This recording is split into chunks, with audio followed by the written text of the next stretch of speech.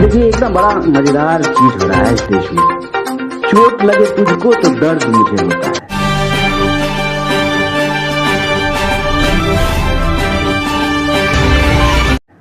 प्रश्न पूछिए ईडी पे, जवाब बीजेपी से आएगी। प्रश्न पूछिए इलेक्शन कमीशन पे, जवाब बीजेपी से आएगी।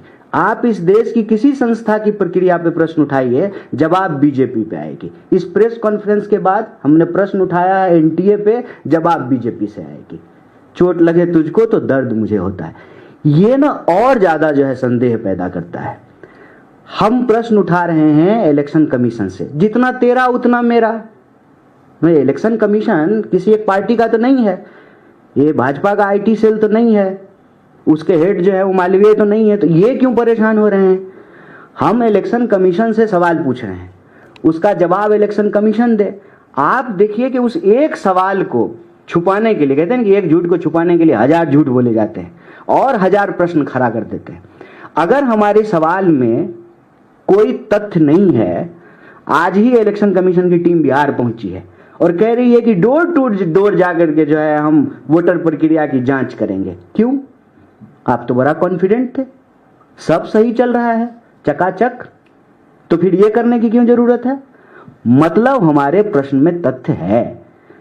कहीं से कोई चीज खारिज हो जाए तो उससे जो है सत्य थोड़ी नदारत हो जाएगा।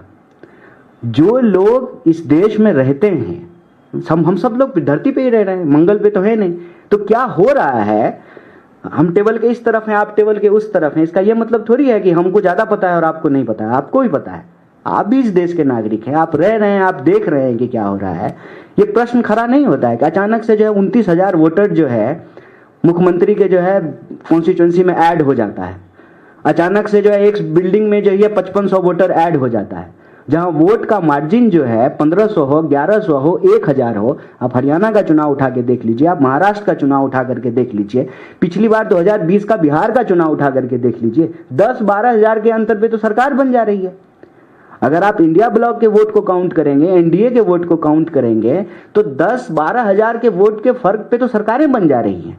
अभी जो है वक्त पे वोटिंग हुई, इंडिया का वोट देख लीजिए और एनडीए का वोट देख लीजिए, 7 एमपी का अंतर है। तो क्या ये डर की राजनीति नहीं कर रहे हैं? बिल्कुल कर रहे हैं। आप सुबह जो है ईडी भेजते हैं, शाम में जो है उस बिजनेस हाउस का जो है हॉस्टाइल टेक ओवर हो जाता है। सारे जो है, मैं मीडिया हाउस के विषय से जुड़ा हुआ एक प्रश्न यहां रख रहा हूं कि एनडीटीवी के मालिक पे जो है चार्जेस लगे और एनडीटीवी अब अदानी के पास चला गया है, सारा चार्ज खत्म हो गया है, वो भी फ्री हो गए हैं। ये हॉस्टाइल टेक ओवर नहीं है, सरासर जो है इस देश की लोकतांत्रिक संस्थाओं का दुरुपयोग कर रहे हैं, लोकतंत्र का गला घोट रहे हैं और आपातकाल की बरसी मना रहे हैं। मित्रकाल के इस दौर में जो यह खुलेआम बेईमानी चल रही है, उस बेईमानी के ऊपर हम प्रश्न करेंगे। एक दरवाजे पे खारिज कर देंगे तो दूसरे दरवाजे पे जाएंगे, दूसरे पे खारिज करेंगे तो तीसरे पे जाएंगे, क्योंकि हम लोकतंत्र के प्रति प्रतिबद्ध हैं। लोकतांत्रिक संस्थाओं को बचाना हमारा धर्म है, हमारा कर्तव्य है, इसको करते रहेंगे। और याद रखिएगा, ये मानेंगे, अभी गए हैं ना Bihar door to door voter list check करने के लिए, इनको करना पड़ेगा, क्योंकि ये देश मुर्दों का देश नहीं है।